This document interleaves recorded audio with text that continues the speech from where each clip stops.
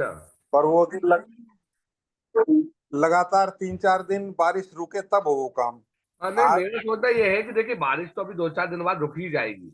हाँ, तो जैसी बारिश अगर रुकेगी ना वैसी। वो भाई साहब निकाल लेते हैं और अपने को कोरियर करवा देते हैं, जो भी चार्जेस है वो हम उसको सेट कर लेंगे आपके उसमें सॉइल टेस्टिंग के चार्जेस में हाँ कर वो लेंगे। हाँ वो तो उसमें जैसे क्या ही। होगा कि जब तक फिर आप जब जाएंगे वहां पहुंचेंगे, हम्म। तब तक अपने पास मिट्टी की रिपोर्ट होगी, और हाँ उस हिसाब से फिर अपन ट्रीटमेंट भी अपन उसके बाद कर पाएंगे। मेरा ये सोचना था बस। हाँ, नहीं बस ये है कि वो जैसी बारिश खत्म, यदि 2 दिन भी बारिश नहीं रुकेगी ना, 3 दिन भी, तो भी तुरंत मैं उसको सैंपल करवा लूंगा वहां से। ठीक है ना। हाँ तो मतलब अपन उसको कलेक्ट करवा लेंगे, ताकि क्या है, जब तक फिर आप पहुंचेंगे ना, तब तक अपना सॉइल टेस्टिंग की रिपोर्ट अपने हाथ में आ जाएगी, तो अपन को क्या काम करना है वो अपन उस हिसाब से तैयारी कर लेंगे। हाँ बिल्कुल बिल्कुल सही बात है। है ना। हाँ, जी जी। कंटिन्यू बारिश चल रही, मैं तो एक सप्ताह अरे के लिए गया था, पर बारिश को तंग होकर के फिर मैंने सोचा वही छुट्टी मेरे को लेके मैं लगा, आपने वापस आ बोला गया। कि 25 तारीख को मैं जा रहा हूँ, तो मेरे को लगा कि शायद सर पहुंच गए होंगे। मैंने कहा तो हो सकता है निकाल के 1-2 दिन में, मैंने कहा शायद सेंड नहीं कर वो दें। आज तक बारिश, आज भी दोपहर तक बारिश रही नहीं है। नहीं, बारिश तो अभी वो सभी जगह है सर, बहुत है बारिश तो सब जगह। हाँ, तो ये है। Okay okay. अभी सिंह जी ने एक सवाल पूछा है। अभी सिंह जी हैं आप जुड़े हुए हैं? हाँ जी सर, मैं हूँ अभी ऑनलाइन। जी जी। सर आपने सवाल पूछा है, ये देख ले रहा हूँ मैं। आपका जो सवाल है वो ये है कि काऊ डंग मतलब आपके पास गोबर के कंडे हैं या सूखा गोबर है? 1 साल पुराना सूखा गोबर लेके आया था ड्रम में। ठीक है। तो मेरा एक्चुअली जो मैं प्रश्न पूछने वाला था, जगह छोटी थी तो ज्यादा लिख नहीं पाया। मेरा प्रश्न ये था कि घर पे मैंने एक एक्सपेरिमेंट किया था। तो हाँ मेरे को किसी एग्रीकल्चर डिपार्टमेंट में डिप्टी डायरेक्टर थे, तो उन्होंने बताया था कि आप खेती के अंदर जितना बायोमास यूज करेंगे तो वो बढ़िया रहेगा। तो ठीक मैंने है। एक एक्सपेरिमेंट के लिए एक गौशाला से 1 साल पुराना सूखर गोबर लाया था, चूरा था, है ना। हाँ और उसमें छोटे छोटे टुकड़े थे। तो मैंने क्या किया था कि एक बाल्टी के अंदर उसमें डाल के, और हाँ उसमें जैसे केले के छिलके बच गए या कुछ होते थे, तो वो हाँ मैं उसमें डालता था। हाँ। तो केले के छिलके हो गए, आम के छिलके हो गए, और जो भी बच गया वो डालता था। तो जी। पर उसमें क्या हुआ सर कि गर्मी के दौरान तो उसमें कोई कीड़े वीड़े भी नहीं हुए, कुछ वो नहीं हुए, परंतु जैसे ही बारिश का सीजन आया तो उसमें बड़ी बड़ी आधा इंच से 1 इंच बड़ी लटें हो गई उसके अंदर। अच्छा। ठीक है। तो मेरे को ये लगा कि हालांकि वो अभी तक मैंने पैक रख रखा है, मैंने उसको खेत में नहीं डाला। हम्म। तो मैं सोचा था, मैंने कहा अगर इसमें कीड़े हो चुके हैं, लटे हो चुकी है, तो ये वर्म्स मतलब क्या खेत में इसको यूज कर सकते हैं नहीं, नहीं करना तरीके है। से? नहीं करना है। नहीं करना है। वो उसके बैक्टीरिया उसके अंदर आएंगे, और जैसे ही आप खेत में डालोगे ना, तो वो खेत में ही बहुत तेजी से कॉलोनी बना लेगी। मल्टीप्लाई हो जाएंगे वो। मल्टीप्लाई हो जाएंगे बैक्टीरिया, क्योंकि उनको वहां भोजन मिलने लगेगा। अभी वो डोरमेंसी में पड़े होंगे। अच्छा। है ना। तो अच्छा, तो हाँ मुझे लगता है कि वो गोबर के अंदर अंडे होंगे उनके, तो ये फूड हाँ। मिलने ये से। एक्चुअली देखो, ये जो व्हाइट ग्रफ्ट की जो समस्या है ना, व्हाइट ग्रफ्ट की जो समस्या, जो आपने व्हाइट कलर की लट देखी होगी, जो तो इसकी सर लाल ये मुंडी होती है। है सर। एक व्हाइट कलर की इल्ली होती है जिसको व्हाइट ग्रफ्ट बोलते हैं। हाँ है ना। उसकी लाल मुंडी होती है जो कुतरती है नीचे से जड़ों को।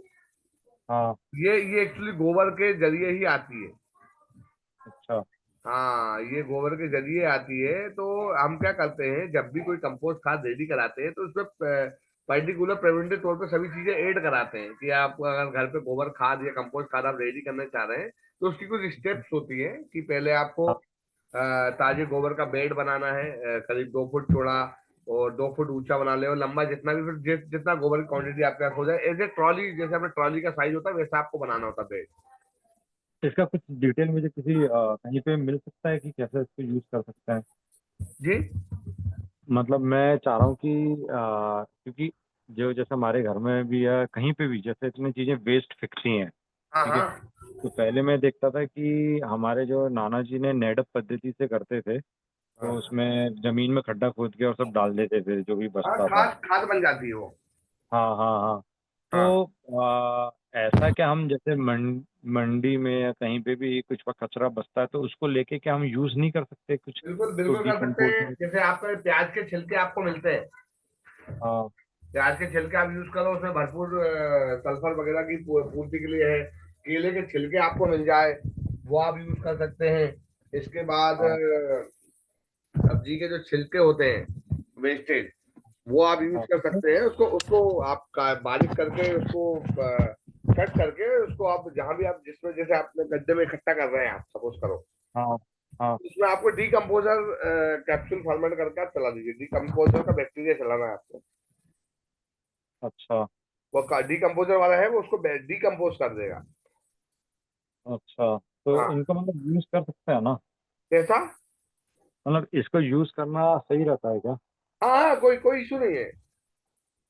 क्योंकि मैं एक चीज, थोड़ा मेरा प्रश्न इससे एक और रिलेटेड, मैं पूछ सकता हूँ प्रश्न? दिक्कत तो नहीं है सर? हाँ हाँ, बिल्कुल बिल्कुल, ये प्रश्नों के लिए ही है ये किसान संवाद। अच्छा, मैंने क्या सर, पहले जैसे अभी यहाँ, अभी मैं गुड़गांव के पास में एक जगह है ताउडू।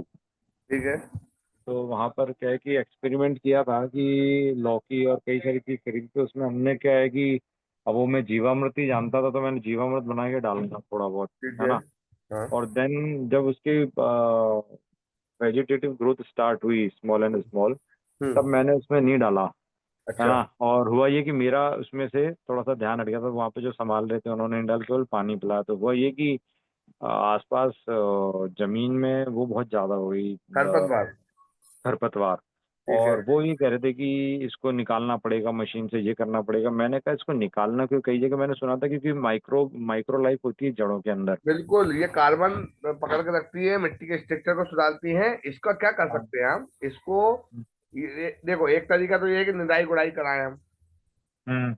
और निदाई गुड़ाई करा के सर आवाज,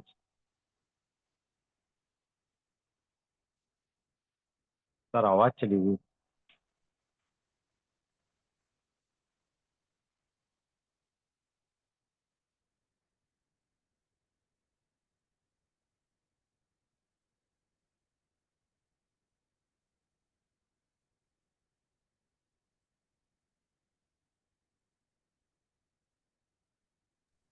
जितेंद्र जी, आपका आवाज चला गया है क्या?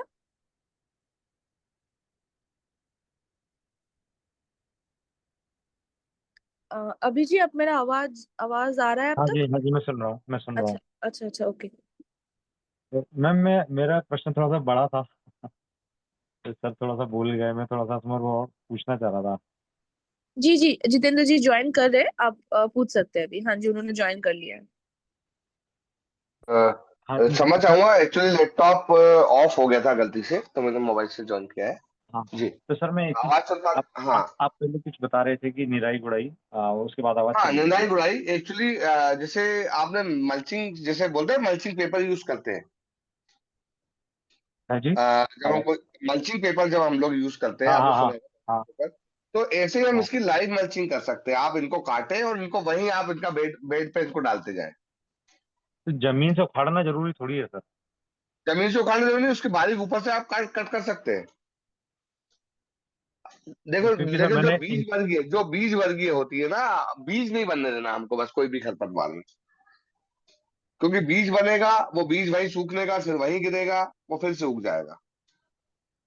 हम हम्म उसको कट कर सकते हैं, जो अपना पावर टिलर वगैरह से, वो पावर टिलर से आप उसको वहीं के वहीं, इसको रोटावेटर जैसा काम करता है पावर टिलर, तो आप उसको उसी में यूज कर सकते हैं। और अगर आप कटाई कराते हैं या निकलवाते हैं, जब बारीक या छोटे उसमें निकलवाते हैं, निदाई गुड़ाई कराते हैं, तो फिर आप उसको वही उसकी लाइन मल्चिंग कर सकते हैं। लाइन मल्चिंग मतलब जो आपका प्लांटेशन या जो लगे होते हैं उसके आजू बाजू आप डाल सकते हैं उसको। तो सर क्या ऐसा नहीं कर सकते, जैसे अगर मान लीजिए ये जो निकली है खरपतवार, इस पे हाँ। देसी गाय का गौमूत्र एज इट इज फॉर्म में बिना पानी मिलाए उस पर डालें, क्योंकि वो एसिडिक फॉर्म में होता है। लेकिन वो एसिडिक फॉर्म में तो रहेगा, लेकिन वो जला वो उसके स्ट्रक्चर में पीएच बढ़ा देगा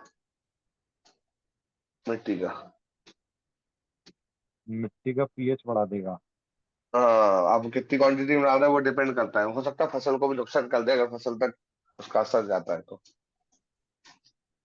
अच्छा। हाँ। तो उसका सर एक और पहले, बेस्ट तरीका ये है कि हम्म, अगर आपकी खेती जैसे जो भी, कितना एरिया है वैसे आपका खेती का? सर मैंने तो लीज पे लेकर ट्राई किया था, 1 किला एरिया है, 205 फीट बाय 205 फीट। छोटा ही है। हाँ, एक छोटा है किले में किया मतलब था मैंने। 205 में 205 ज्यादा नहीं है। हाँ, हम्म। हाँ, क्योंकि एक वो किला तो अभी तो छोटा एरिया है। 1 किला मतलब एक कितना किला स्क्वायर फीट कितना होगा? 200 फीट बाय 200 फीट, कुछ ज्यादा नहीं हो रहा मेरे हिसाब से तो। 45,000 स्क्वायर फीट में एक किला होता है मतलब होता है तो। सर 1 एकड़। हाँ नहीं, अब वो अलग अलग जगह अलग चलता ना, इसलिए और पूछ रहा हूँ मैं। हरियाणा में 4800 गज का चलता है जी। हाँ ठीक है, 42,000 स्क्वायर फीट हो गया, मतलब हाँ एवरेज 1 एकड़ ही हो गया, वो थोड़ा सा कम है 1 एकड़ से हल्का सा। ठीक है। तो अब देखिए, हम तो बायो फर्टिलाइजर, अगर आपके गाय की व्यवस्था है, गोबर गौमूत्र की व्यवस्था है, तो फिर हम बायो फर्टिलाइजर बैग की सलाह देते हैं फार्मर को, कि वो बायो फर्टिलाइजर कार्बन बैग लगाए, उसमें डेली बेसिस पे गोबर गौमूत्र और हरा चारा हमें डालना होता है। तो उसमें डेली बेसिस पे आपको लिक्विड फॉर्म में सैलरी निकलती है, जिसमें 25 से 40% का प्योर कार्बन होता है। इसमें सर। ये गोबर की जो बायो फर्टिलाइजर कार्बन बैग से जो सैलरी निकलेगी ना लिक्विड फॉर्म में, उसमें कार्बन है पूरा 25 से 40% का। बायो मैं समझ नहीं फर्टिलाइजर पा रहा। कार्बन बैग आता है, ट्यूब आता है एक।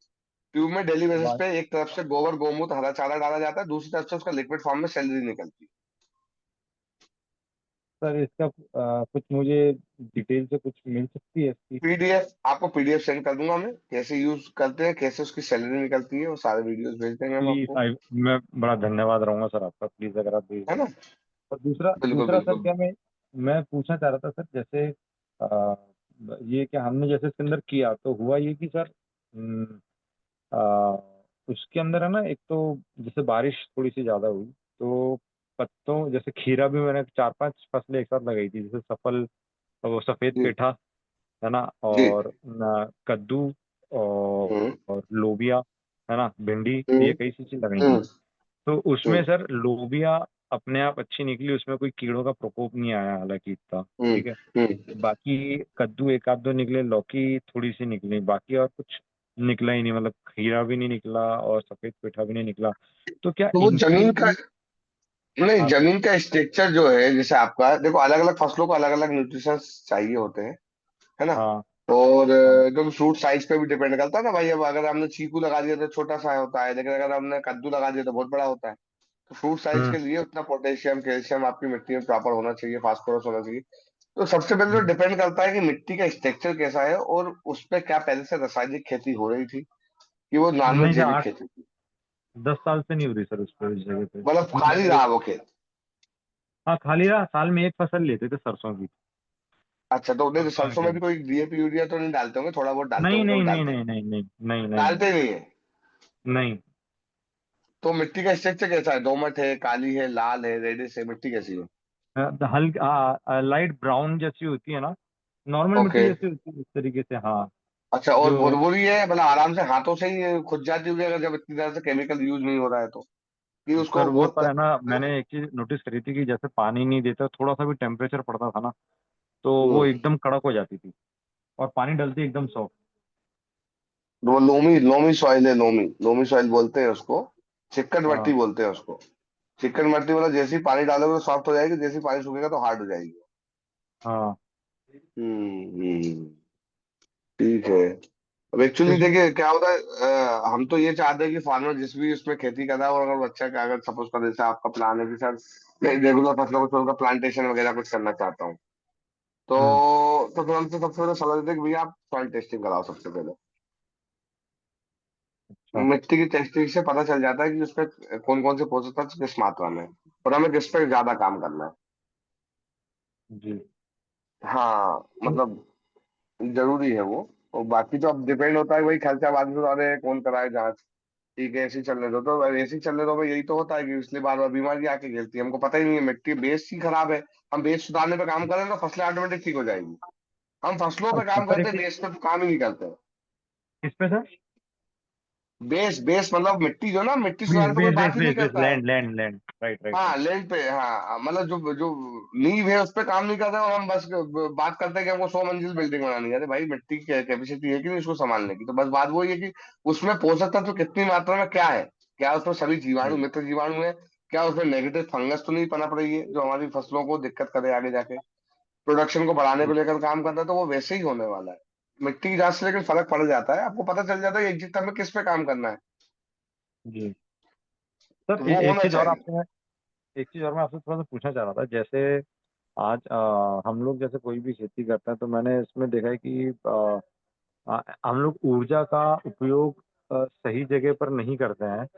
जैसे मैंने देखा था, मैंने पहली बार ये एक्सपेरिमेंट किया था सब्जी का, तो मेरे साथ जिनकी जगह थी वो भी साथ में इन्वॉल्व थे। तो उन्होंने क्या, जैसे नाली बनाई, नाली के नीचे में बीज लगा दिए और ट्यूबवेल से पानी चलाया उसमें। हम्म तो मैं हालांकि इसके बिल्कुल अगेंस्ट था, तो मैंने उनको कहा कि इतना पानी क्यों बहाना। मैंने कहा कि अगर नाली बना दी जाए, जैसे नालियाँ होती है उसमें डिप करके, और जैसे हम्म इजराइल की टेक्नोलॉजी होती है कि वो ड्रिप से ही हाँ जहाँ पे जरूरत है पेड़ पे वहीं पे देता है।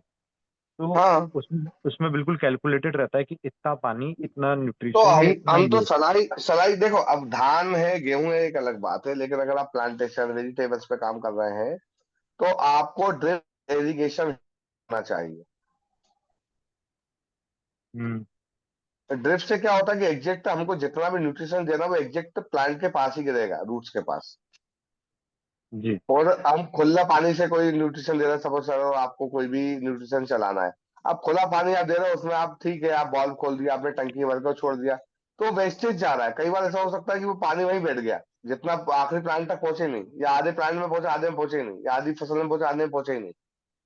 जी और कहाँ कितनी मात्रा में पानी लगना वो भी डिपेंड होता है। ज्यादा पानी हो सकता है कहीं आधे एरिया में आपके इतना पानी बैठ रहा हो कि वो जड़ों में फंगस आ जाए, तो भी प्लांट खत्म हो जाएंगे या फसलें खत्म हो जाएगी। और कई जगह ऐसे हो सकते हैं कि जहाँ पे हमको जो पहुंचना था वहाँ उतना पानी या उतना न्यूट्रिशन पहुंच ही नहीं पाया।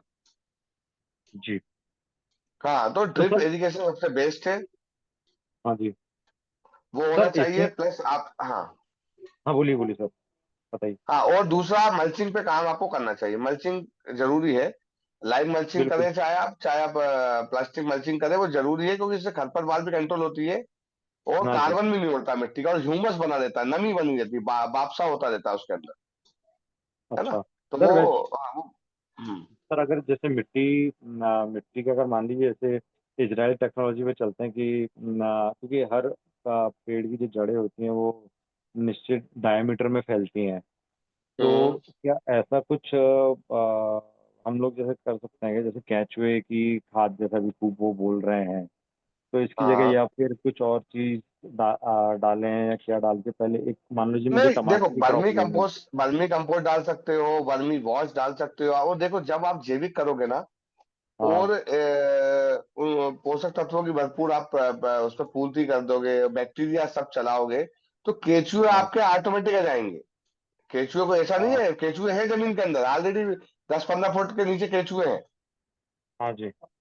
हाँ, लेकिन क्या हो रहा है कि ऊपर लोग इतने केमिकल डाल देते हैं, तो वो केचुए ऊपर नहीं आ पा रही है, उनको वहां पे वो उनके लायक भोजन नहीं मिल पा रहा।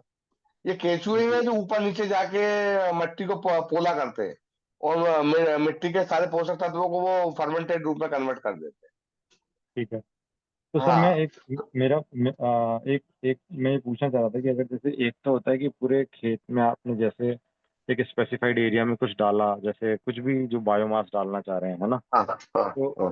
है ना, तो सर जैसे अभी मैं आपसे पूछा था कि जैसे ड्रम के अंदर मैंने ये छिलके डाल करके ये किया, हम्म तो हम्म हम्म। इसके लिए आप एक तो आप शायद मुझे कुछ पीडीएफ बता रहे थे, जो आप एक बार भेज देंगे देखो, तो मैं इसका पीडीएफ। एक तरीका बताता हूँ। आप घर पे अगर कोई खाद या कुछ तैयार करना चाहते हो, मैं खरपतवार का भी यूज आपको देखो, एक तरीका तो मैंने बताया कि बेग बेग के द्वारा आप कर सकते हो, अगर आपको गाय की व्यवस्था है तो, है ना। अब वो एक बार आपको बेग तो लेना पड़ेगा अगर गाय की व्यवस्था है तो, क्योंकि उसको डेली बैग बेसिस का में मतलब गोबर सर, मतलब गौमूत्र चाहिए। उसमें। Carbon carbon bio fertiliser bag आता है, ट्यूब आता है, उसके अंदर ऑक्सीजन नहीं होती है, उसके अंदर बैक्टीरिया होते हैं कार्बन बनाने वाले। तो हम जितना भी गोबर गौमूत्र डालते हैं या हरा चारा डालते हैं, हरा चारा पूरी प्योर कार्बन है। आप हरा चारा मान लो आप कि कोई भी जब हम पोषक तत्व डालते हैं, और आप पोषक तत्व नहीं भी डालते तो भी खरपतवार उग जाती है, लेकिन फसलों को हम्म। उगाने के लिए हमको सब जमाने भर के न्यूट्रिशन डालने पड़ते हैं। तो ऐसा क्यों भाई, वही जमीन है, वही सारे पोषक तत्व पड़े हुए हैं, लेकिन खरपतवार सबसे ज्यादा शक्तिशाली होती है कार्बन बनाने के लिए। तो वो तेजी से पोषक तत्वों को उठा लेती है, आप कुछ भी नहीं डालोगे तो भी खरपतवार उग जाएगी।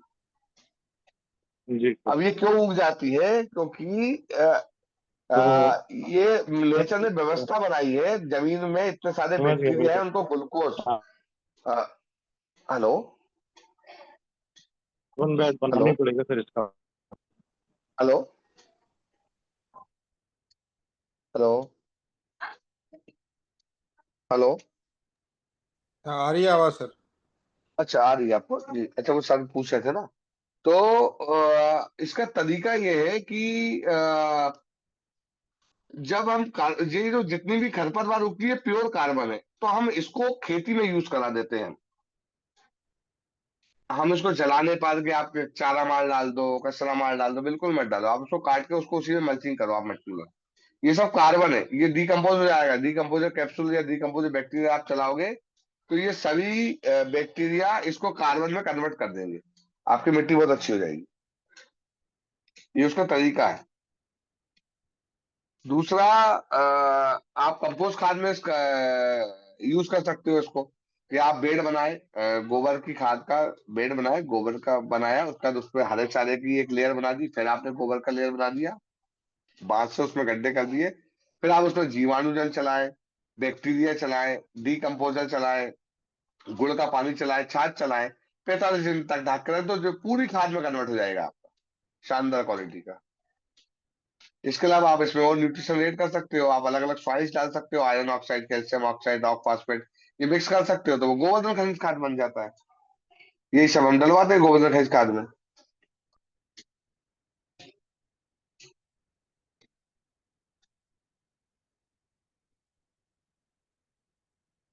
अब जैसे प्लांटेशन को लेकर जो बात है, जो आज का टॉपिक था हमारा, सवाल तो रह ही गए, आधा टाइम तो हमारा निकल ही गया। तन्मय जी, तो भी आप सवाल रखें कुछ, ताकि मैं जान ठीक सकूं। है। प्लांटेशन को लेकर आज, हाँ, प्लांटेशन को लेकर आज टॉपिक था कि प्लांटेशन में क्या सावधानियां रखना है, कैसे लगाना है, क्या यूज करना है, उसको लेकर आज का टॉपिक था। तो तन्मय जी, आप सवाल पूछे, मैं जवाब देता हूँ। अच्छा ठीक है, एक मिनट। तो सबसे पहला जो क्वेश्चन है वो है, प्लांटेशन करते समय मिट्टी मतलब खोदने की गहराई और चौड़ाई कितनी होनी चाहिए? जी बिल्कुल। देखिए, प्लांटेशन जब हम लगाते हैं तो गड्ढों में प्लांटेशन होता है, तो पर्टिकुलर आप मान के चलो 2 बाई 2 का गड्ढा होना चाहिए, 2 फुट चौड़ा, 2 फुट गहरा, 2 फुट का ही एक परिमाप होना चाहिए गोल आकार का। ये जैसा भी आपके पास मशीन हो, ये 2 फुट गहरा होना चाहिए।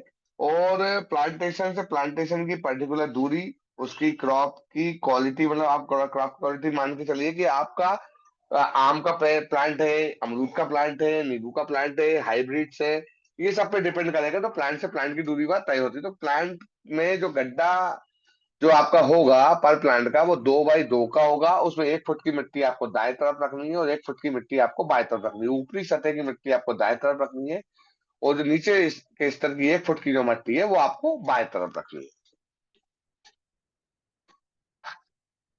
अगला सवाल।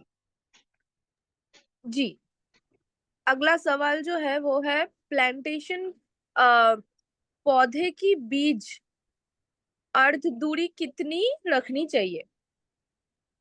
देखिए, जैसा कि मैंने बताया कि हर प्लांट की दूरी उसके क्वालिटी या उसके मान के चीजिए उसकी जो किस्म होती है उस पर डिपेंड करती है। अब आम के छोटे पेड़ भी आते हैं, हाइब्रिड आते हैं, जो हाई डेंसिटी पे लग जाते हैं, वो करीब आपका 10 बाई 12 फीट की दूरी पर लग जाते हैं। लेकिन जो बड़े प्लांट होते हैं वो करीब 20 बाई 25 फीट की दूरी पर भी लगते हैं, एक एक प्लांट, जो आगे जाके बड़े हो जाते हैं 10 साल या 12 साल के बाद, वो बहुत साइज लेते हैं। तो एक प्लांट दूसरे प्लांट से इतनी दूरी रहे कि उसके बीच में से हवा क्रॉस हो सके, एक प्लांट की पत्ती दूसरे प्लांट की पत्ती में अंदर ना घुस रही हो, इसका ध्यान रखना। हवा का प्रॉपर वहां पे संचार होना चाहिए, प्रकाश संश्लेषण की वहां पे प्रॉपर क्रिया होना चाहिए। मतलब प्लांट में प्रॉपर तरीके से पूर्ण रूप से धूप लगना चाहिए। और अलग अलग किस्म होती है, जैसे आजकल हाइब्रिड आ रहा है, जो मुश्किल से 2 फुट का पेड़ होता है अमरूद का, जैसे अपना हिसार वगैरह जो सफेदा है, पिंक ताइवान है, ये छोटे पेड़ होते हैं। ये आपका मुश्किल से 8 बाई 8 की दूरी या 10 बाई 10 की दूरी पर भी लग जाते हैं। तो नींबू का प्लांट भी इसी दूरी पर लग जाता है। लेकिन जब बड़ी क्रॉप होती है या वो कोई बड़ा ऐसे, जैसे कटहल का पेड़ है, ये बड़ा होता है, तो ये आपको दूरी आपको अलग अलग प्लांट के हिसाब से अलग अलग दूरी होती है।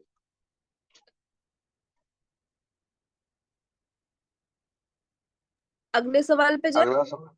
जी। जी, प्लांटेशन के बाद सिंचाई कैसे और कितनी बार करनी चाहिए? देखिए, प्लांटेशन, जब भी हम प्लांटेशन करते हैं बेसल डोज के साथ, तो प्रॉपर एक तरीका होता है। जो सिंचाई को लेकर पहला इन्होंने क्वेश्चन पूछा, तो यह मान के चलिए कि अगर हम प्लांटेशन करते हैं तो उसके तुरंत बाद हमें हल्की पानी की सिंचाई कर देनी चाहिए ताकि मिट्टी में प्रॉपर तरीके से नमी बन जाए। और इसके अलावा फिर गर्मी में आप हर चौथे पांचवें दिन पानी दे सकते हैं। और ठंड के समय आप 10 दिन का कम से कम गैप कर सकते हैं, 10 से 12 दिन का। अलग अलग क्रॉप पे अलग अलग डिपेंडेंसी होती है पानी के हिसाब से। फ्लावरिंग स्टेज पर आपको पानी कम देना होता है। फ्लावरिंग स्टेज पे जब आप अगर है तो फ्लावरिंग स्टेज के समय आपको पानी कम देना है ना, नहीं तो उससे फ्लावर ड्रॉपिंग की समस्या बन जाती है। उस समय हम कोशिश करें, अगर पानी की हमें थोड़ी सी कमी लग रही है तो हम स्प्रे के माध्यम से किसी ना किसी न्यूट्रिशन के साथ पानी की कमी को पूरा करें। ओके। प्लांटेशन में कौन से औजार या उपकरण सबसे अधिक उपयोगी होते हैं?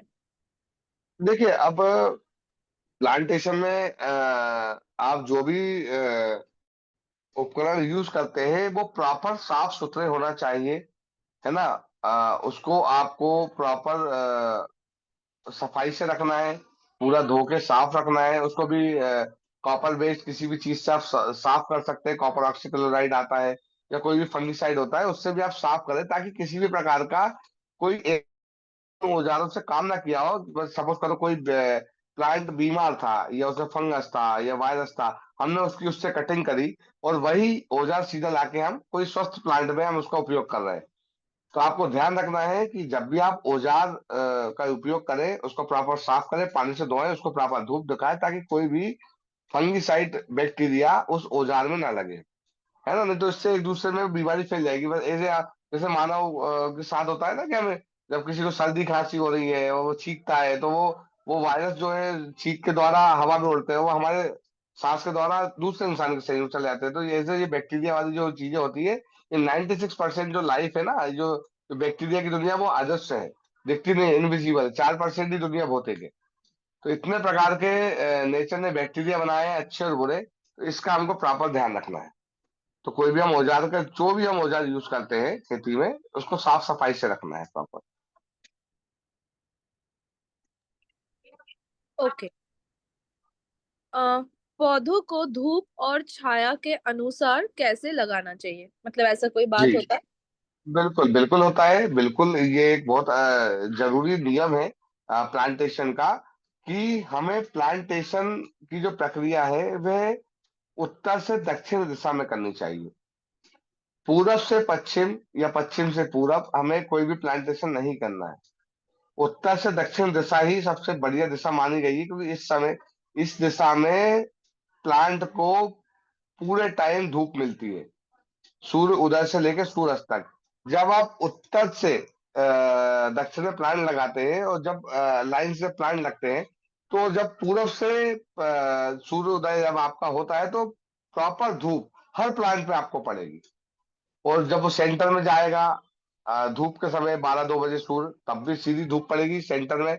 इसके बाद जब वो अस्त होता है तो इसके दूसरी तरफ भी प्लांट को पूरी धूप लगेगी। इस तरीके से प्लांट को पूरा प्रकाश संश्लेषण करने की व्यवस्था जम जाती है। लेकिन यही अगर हम पूरब से पश्चिम प्लांट लगा दें और पूरब से जब सूर्य उग रहा है, तो सूर्य जब उगता है तो पहले धूप कहाँ पड़ेगी? शुरू वाले पेड़ पर ही पड़ेगी। थोड़ा सा ऊपर आएगा सेकंड पेड़ पे आएगी, फिर थोड़ा सा ऊपर आएगा तीसरे पेड़ पर आएगी, पीछे से धूप कम होती चली जाएगी। तो ये हमेशा एक जैसी धूप हर प्लांट को नहीं मिल पाती। तो एक जैसी धूप मिले उसके लिए आपको प्लांटेशन जो है उत्तर से दक्षिण दिशा में लगाना है, प्रॉपर दूरी पे लगाना है, ताकि प्लांट के हर पत्ते को प्रॉपर धूप मिल सके, जिससे प्रकाश संश्लेषण की क्रिया पूर्ण रूप से हो सके। ओके। प्लांटेशन करते समय पौधों को सीधा और मजबूत कैसे लगाया जाए? देखिए, प्लांटेशन जो सॉफ्ट प्लांटेशन होते हैं, जो शुरुआत में प्लांट जो नर्म प्लांटेशन होते हैं, तो हमको इसमें बांस की डंडियों के द्वारा इनको सपोर्ट देना चाहिए ताकि प्लांटेशन सीधे रहे।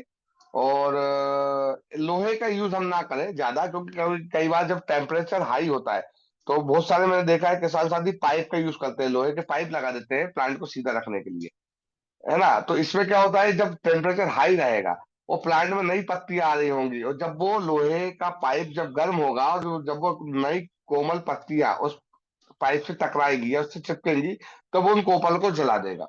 तो कोशिश करें हम बांस का उपयोग करें, बांस से बनी हुई डंडियों का उपयोग करें।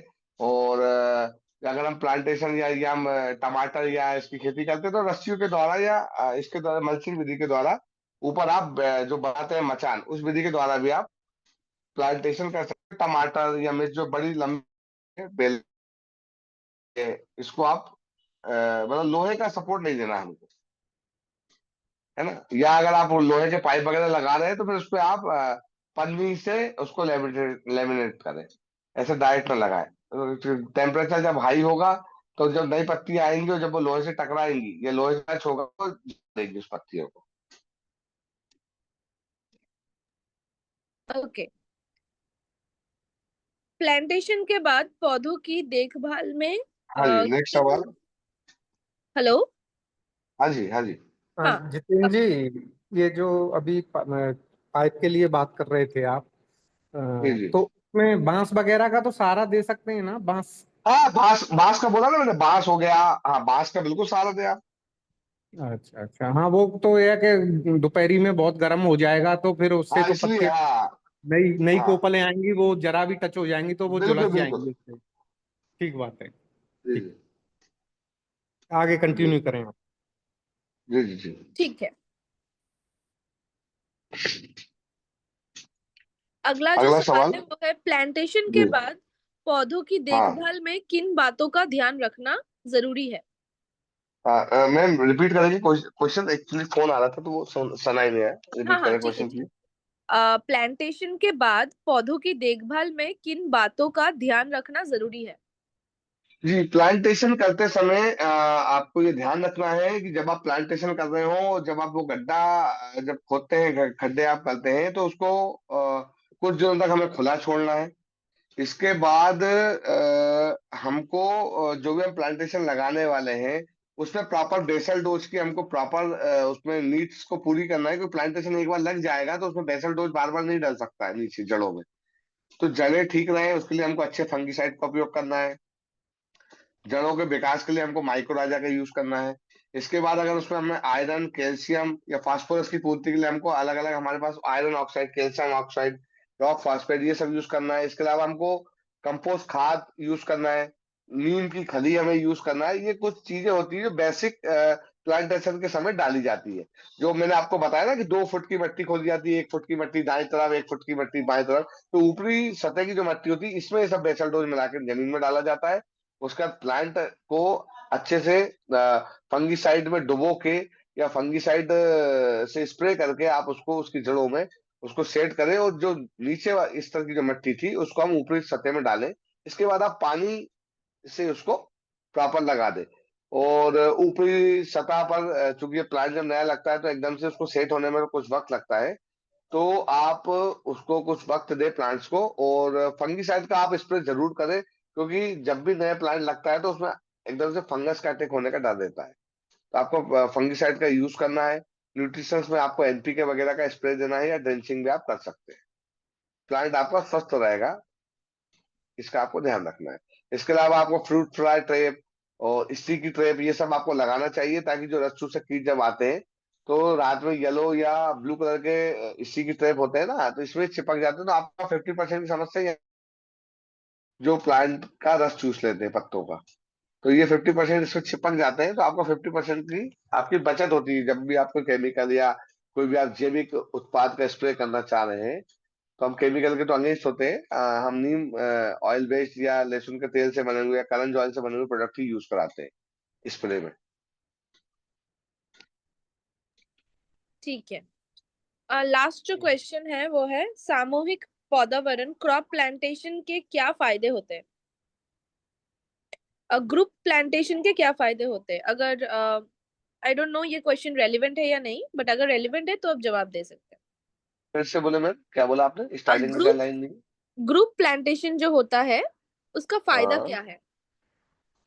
ग्रुप प्लांटेशन आप ये मान के चलिए, ग्रुप प्लांटेशन का मतलब ये नहीं हो रहा है। ग्रुप प्लांटेशन का मतलब ये हो रहा है कि आप मल्टीपल प्लांटेशन आप लगा रहे हैं, है ना। जैसे आप एक लाइन आप अमरूद की चला रहे हैं, एक लाइन आप चीकू की चला रहे हैं, एक लाइन आप सीताफल की चला रहे हैं। ये आप अलग अलग समय पे जब आप अलग अलग इस तरीके की आप एक ही तरीके से कर, समय समय पर आपको आपको प्रोडक्शन मिलेगा भाई। अभी अमरूद का सीजन अगर है तो आपको अमरूद मिल जाएगा, 1 महीने बाद अगर सीताफल का सीजन आने वाला है तो सीताफल मिल जाएगा, 2 महीने बाद आपको अगर आम का सीजन आने वाला है तो आपको आम मिलने लगेंगे। तो आपकी रेगुलर इनकम बनी रहती है। उसको ही ग्रुप प्लांटेशन बोला जाता है, या मल्टीपल प्लांटेशन बोला जाता है, मल्टीपल वेराइटी ऑफ प्लांटेशन। तो ये आप लगा सकते हैं। इसके बीच हम दो प्लांट्स के बीच में अगर जो जगह बचती है तो हम उसके बीच में हम इंटरक्रॉपिंग की किसानों को सलाह देते हैं। बीच में आप बेड बनाकर हल्दी, अदरक, प्याज, लहसुन, टमाटर, बैगन ये लगा सकते हैं। बेड पर आप फ्लावर से रिलेटेड गेंदा है, या जो भी आपको कोई ऐसी फसल लगा सकते हैं, ताकि आपको किसी न किसी तरीके से आपकी इनकम बनी रहे। क्योंकि जो फ्रूट प्लांट्स जो होते हैं ना, वो एक समय पर ही आपको फ्रूट देंगे। बीच में आपका इनकम बनी रहे, या आपकी लागत निकलती रहे, आपकी लेबर कॉस्ट निकलती रहे, या प्लांटेशन का मेंटेनेंस निकलता रहे, वो आप बीच में आप इंटरक्रॉप के जरिए कर सकते ठीक है, सवाल यही तक थे, सवाल खत्म हो गए। अगर किसी और का कोई भी सवाल बाकी रह गया है तो वो आप पूछ सकते हैं। हैं। जी, अभी तक के हिसाब से अगर कोई किसान साथी पूछना चाह रहे हैं तो पूछ सकते हैं, कोई सवाल हो उनका प्लांटेशन को लेकर, या कोई समस्याएं आ रही हो उसको लेकर, कोई ट्रीटमेंट आपको पूछना हो। सर मल्चिंग टेक्नोलॉजी में सबसे बेस्ट किसकी रहती है? क्या चावल की मल्चिंग काम में ली जा सकती है? मतलब आप कौन सी वाली बोल रहे हैं, वो जो ऑटोमेटिक उसमें डिस्पोज हो जाती है वो वाली बोल रहे हैं क्या आप? या हाँ, आपकी जो वो धान की चावल की पराली की पराली बात कर रहे होती है हैं? जो धान की जलाते हैं पराली तो उस बोल रहे हैं, पराली हाँ को हाँ। मल्चिंग के फॉर्म बिल्कुल में ले बिल्कुल सकते हैं क्या बिल्कुल काम में? बिल्कुल बिल्कुल बिल्कुल ले सकते हैं, बिल्कुल धान की पराली आप ले सकते हैं, आप कोई समस्या नहीं है। बस आपको डीकम्पोजर लेकिन चलाना रहेगा, ध्यान रखना है आपको। ऐसा? तो डीकम्पोजर आता है, डीकम्पोजर बैक्टीरिया होते हैं, ये आपको साथ में चलाना है। ताकि क्या होगा, ये अच्छा। पराली को धीरे धीरे वो खाद में कन्वर्ट कर देगी, कंपोस्ट खाद में। और सर जैसे कई जगह पर है ना, जैसे मैं चाह रहा था क्षेत्रीय आधार पे जैसे मैंने मियावाकी मेथड पे प्लांटेशन किया था जंगल का। तो ठीक है। उसमें सर जैसे है ना सरकंडों के पास की जो घास होती है, क्या उसको भी मल्चिंग में काम में ले सकते हैं क्या? ऐसा? नहीं, अब देखो क्या करें, जब आप जैसे प्लांटेशन आपने लगा के रखा है तो आप जैसे प्लांट्स के आसपास आप रिंग बना के साफ सफाई रखें वहां। एक रिंग जो बनते हैं ना प्लांट्स जब आप लगाते हैं, तो एक रिंग होता है 2 फुट 3 फुट का, एक रिंग होता है, उतनी जगह आपको साफ सुथरी रखना चाहिए, हाँ। है ना। इससे क्या होता है कि यहाँ पे इल्ली या इसके लार्वा ये जन्म नहीं लेंगे यहाँ पे। इसके बाद आपको अपने को चूना ऑक्सीक्लोराइड जो अपना ये होता है, कैल्शियम जो होता है बिना, और होता है जो कॉपर ऑक्सीक्लोराइड के फॉर्म में रहता है, फोटो पेस्ट बनाकर भी आपको प्लांटेशन में लगाना चाहिए 2 से 3 फुट तक। इससे क्या होता है, जो ऊपर चढ़ने वाले बारीक कीट जो होते हैं, तो जब ये चढ़ते हैं ना तो तो ये जो चूना है वो झड़ता है, तो चूना एक तरीके से कैल्शियम की पूर्ति भी करता है, और जो ऑक्सीक्लोराइड जो होता है वो एक तरीके से फंगस को भी रोकता है।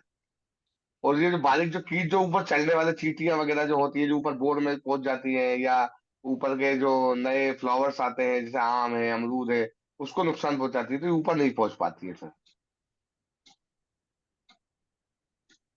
और सर बाकी आप कर मल्चिंग में सकते हैं केवल धान की मल्चिंग कर सकते हो, लाइव मल्चिंग आप ये खरपतवार की भी कर सकते हो।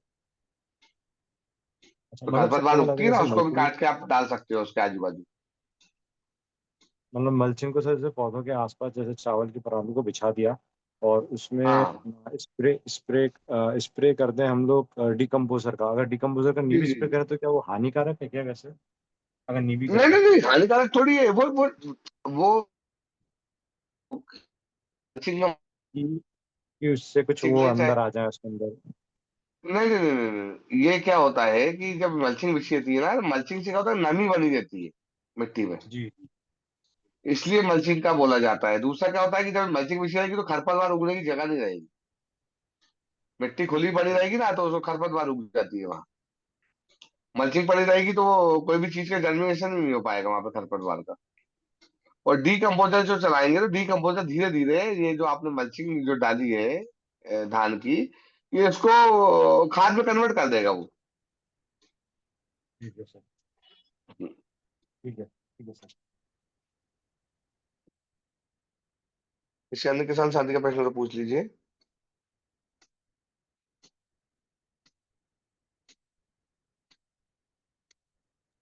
जी, कोई और सवाल है तो पूछ लीजिए, नहीं तो हम आज के लिए क्लोज कर देंगे। वैसे भी आज ज्यादा जुड़े नहीं है शायद फेस्टिवल की वजह से। ठीक है।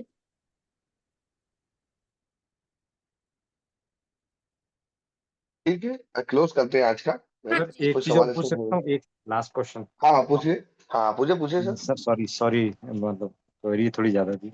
सर टमाटर का अगर हमें केवल प्लांटेशन करना है, मतलब टमाटर की पौध लगा के करना चाह रहे हैं, तो क्या केवल टमाटर के साथ कुछ मिक्स वैरायटी कर सकते हैं अच्छे उत्पादन के लिए, या केवल टमाटर सिंगल लगा के और उसको हम लोग कर सकते हैं? उसमें क्या किस चीज का तो विशेष ध्यान रखें? टमाटर टमाटर तो बेसिकली टमाटर तो आप सिंगल लगाओगे तो भी प्रोडक्शन में कोई इशू नहीं है। हम तो ये चाहते हैं कि जहां आपकी फसल लगती है उसके बीच में आप प्लांटेशन कर लें।